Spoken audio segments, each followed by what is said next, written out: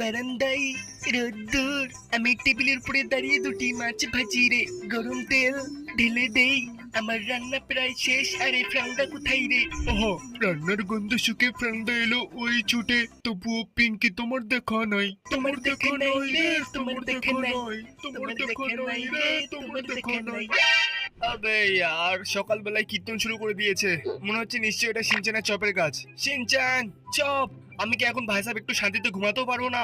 যেমনটা ভেবেছিলাম। ওই যে দুটো করেছিস তোরা, কি এই করছো ওরা বাড়িতে ওখানে? আমিও আরে থাকি, গন্ধটা আমাকে একটু কিসের? সম্মান তো দিতে সিনচান পারিস। চপ সকাল সকাল এসব কি শুরু করেছিস তোরা? এই বাড়িতে আমিও থাকি, আমাকে একটু সম্মান তো দিতে পারিস। আরে সম্মান সেটা কি জিনিস? আমি মাছের তান্দুরি বানাচ্ছি, এটা একটু দিতে পারি, কিন্তু আমার কাছে কোনো সম্মান নেই।